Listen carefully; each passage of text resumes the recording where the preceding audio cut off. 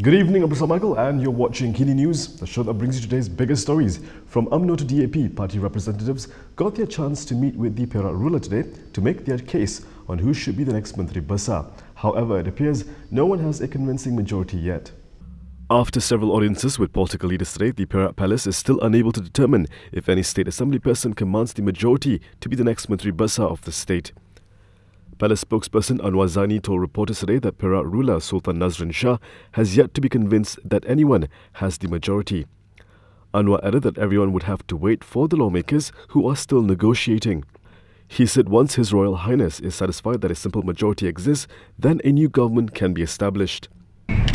Kerana masih Duli Yang Maha belum meyakinkan mana-mana pihak sudah ada simple majority, tidak sehingga Duli Yang Maha diperkenan yakin sudah ada mana-mana pihak yang mempunyai majority mudah, barulah istiadat akad sumpah boleh dilaksanakan. Oleh kerana itu Duli Yang Maha belum dapat diyakin dari mana-mana pihak. Kita akan tunggu sampai mereka telah bersedia dengan meyakinkan Duli Yang Maha Mulia dan Duli Yang Maha berkuasa sudah ada majoriti mudah. Anwar was speaking to reporters after Perak ruler Sultan Nazrin Shah concluded several audiences with lawmakers and their party representatives today. The ruler is not scheduled to grant any more audiences tomorrow. Earlier today, UMNO President Ahmad Zahid Hamidi were one of the first leaders to be granted an audience. This is what he told reporters today.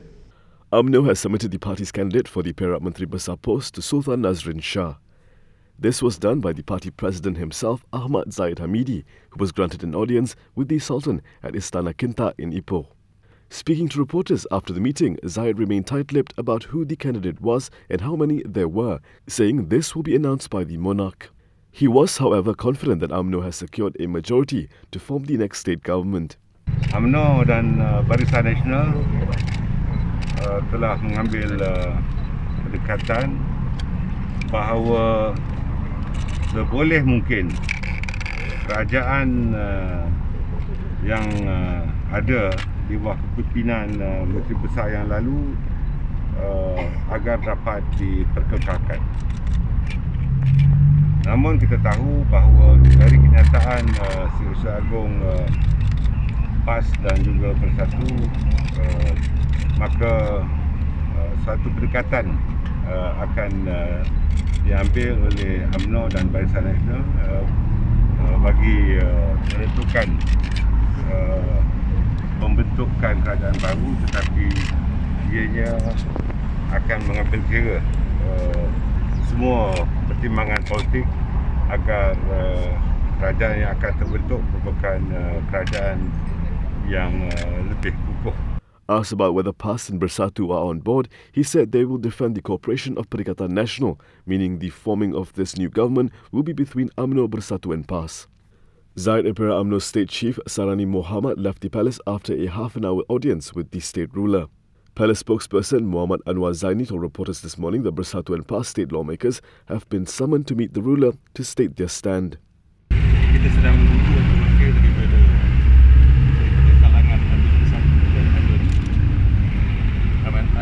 Bersatu dan adun PAS untuk datang menghadap pada bila-bila masa sekarang. Adakah PH juga akan menghadap Tuanku hari ini? Saya tak boleh. Saya setakat ini memaklumkan bahawa the adun Bersatu dan adun PAS has been notified untuk datang menghadap Duli Yang Maha. Many political leaders were spotted entering Istana Kinta today, but PAS leaders were notably absent. Here's why. PAS leaders have reportedly called off their audience with Perak ruler Sultan Nazrin Shah at Istana Kinta in Ipoh, which was scheduled for today. Perak PAS chief Razman Zakaria said the party was still undecided on what to tell the ruler and hence decided to seek a postponement.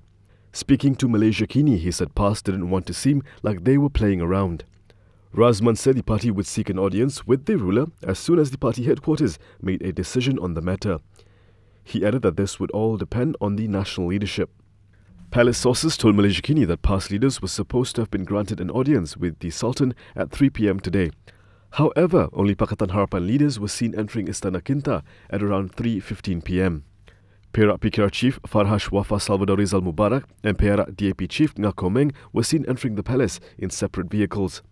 Perak is in need of a new menteri besar after Bersatu's Ahmad Faisal Azumu was ousted through a vote of confidence mooted by UMNO last week. The number of active cases fell today. Here's the country's latest COVID-19 situation. This segment is brought to you by Blue Air. Malaysia reported 1,012 new cases today, with mostly in the state of Selangor, with 417 cases. This is followed by Sabah with 271 and Johor with 108 cases. The Health Ministry also reported 4 new deaths, all reported in Sabah. With 1,750 recoveries reported today, the number of active cases have fallen below 11,000.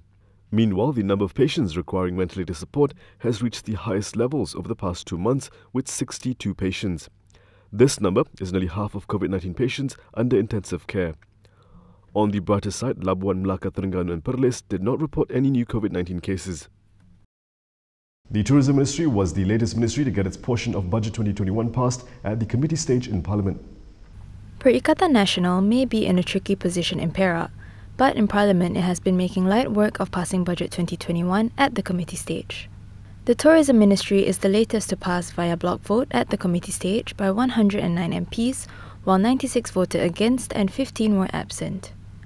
Ahli yang berhormat, keputusan undian belah bahagian ialah seperti berikut.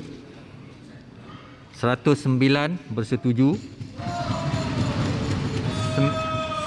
96 tidak bersetuju, 15-0 dan 15 tidak hadir. This is the 15th ministry's allocation to be passed by the government so far, either via a voice vote or block vote. The sports industry is one of the many industries hit by the COVID-19 pandemic. However, the government has assured that the country's national athletes are being taken care of. Training allowances and pay of national athletes and coaches have not been cut since the movement control order began on March 18th. This was revealed in Parliament today by Deputy Youth and Sports Minister Wan Ahmad Faisal Wan Ahmad Kamal. Berikutan penularan wabak COVID-19, walaupun latihan secara quarantine base dengan izin telah dilaksanakan sejak Julai 2020, kebajikan atlet tetap terjaga di mana tiada pemotongan allowance latihan atlet dan gaji atau allowance jurulatih yang terlibat sejak Perintah Kawalan Pergerakan bermula 18 Mac yang lalu. Mereka yang menjalani program latihan sepenuh masa ditawarkan pakej latihan yang meliputi allowance latihan bulanan, kemudahan makan dan penginapan, pertandingan secara dalam talian atau simulasi, peralatan latihan dan pertandingan, kepakaran jurulatih serta perkhidmatan sains dan perubatan sukan.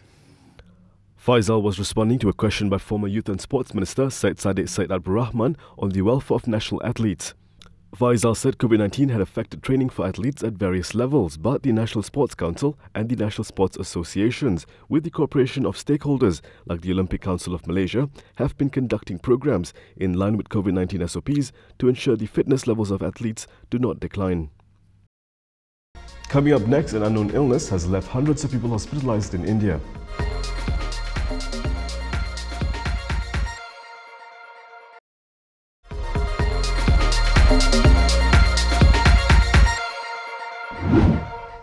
At least 227 people were admitted to a hospital with an unknown disease in India's southern Andhra Pradesh state. There was confusion and panic in the southern Indian state of Andhra Pradesh, Eluru town on Sunday, December 6th, as at least 227 people were admitted to hospital having contracted an unknown disease, reports Emir McCarthy. The first case of the mysterious illness was reported on Saturday. Doctors said the symptoms include dizziness, nausea, headache, and epilepsy-like symptoms affecting both young and old alike. The state's health minister, who visited Eluru Government General Hospital, said the situation is under control, with all patients now reported as stable. Blood samples were sent to labs and no viral infections were detected. All the patients were tested for COVID-19 and all tested negative, according to local media reports. The state government is now focusing on the areas where cases are prevalent, and a door-to-door survey is being conducted to monitor the condition of the residents. Imagine testing positive for COVID-19 just hours before your wedding. This is why one couple in India held their big day in personal protective equipment at a COVID-19 care center in India's western state of Rajasthan. Traditional Indian wedding finery gave way to hazmat suits and masks in a remote North Indian village after the bride tested positive for the coronavirus just hours before her marriage, a local health official said. The couple, whose names were not made public, decided to go ahead with the ceremony on Sunday in the courtyard of the COVID quarantine centre in Baran in the western state of Rajasthan, their protective gear giving it an otherworldly feel. Under a bright red canopy and in front of the holy fire, the bride and groom exchanged garlands wearing matching blue hazmat suits, visors and face masks. The priest, looking like an astronaut in a white hazmat suit and matching hood, chanted verses from Hindu scriptures while traditional wedding songs played in the background.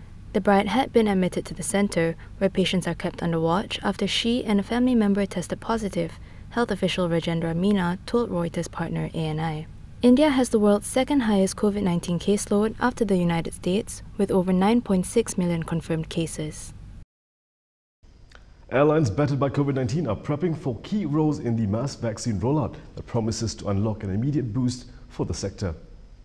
At the American Airlines cold storage facility at Philadelphia International Airport, workers line up giant refrigerated containers that will be used to receive and transfer the coronavirus vaccine once it is approved for use. To prepare for its role in transporting vaccines, the airline began trial flights in mid-November.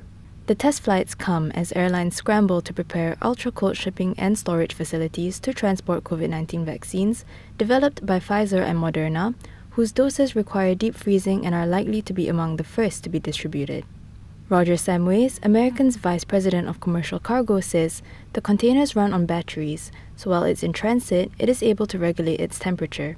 So what we're looking at here is an active container. This is designed to maintain a temperature between 2 and 8 degrees Celsius throughout the shipment's journey.